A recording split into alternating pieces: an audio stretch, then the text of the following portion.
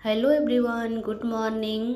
कैसे हैं आप सब? आई होप अच्छे होंगे। तो चलिए आज बनाना शुरू करते हैं मटर का पराठा, जो कि विंटर में बहुत ही अच्छे से लोग खाते हैं, सबको बहुत पसंद आता है और शरीर के लिए बहुत हेल्दी भी होता है। तो इसको बनाने के लिए सबसे पहले मटर को छील लेंगे, उसके बाद उसको थोड़ा वॉश कर लेंगे, लहसुन मिर्चा का तड़का दे के उसको फ्राई कर लेंगे।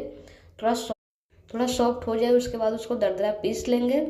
और गरम रहता है तो अच्छे से पीस जाता है, और उसको अच्छे से पीस लेंगे। तब तक इधर हम लोग चटनी रेडी कर लेते हैं। चटनी में धनिया, लहसुन मिर्चा, नमक डाल के उसको पीस लेंगे, क्योंकि पराठा चटनी के साथ बहुत अच्छा लगता है खाने में। और उसके बाद हम लोग पराठा बनाना स्टार्ट करते हैं। आटा को बिल्कुल सॉफ्ट लगाना है, ताकि ताकि पराठा अच्छे से बने और फटे नहीं। देखिए, कुछ इस तरह से पराठा बन के रेडी हो रहा है और खाने में बहुत टेस्टी लगता है। मेरे घर में सबको बहुत पसंद आई। आपको कैसा लगा? आप प्लीज़ एक बार इसे बना के ट्राई करिए। Thank you.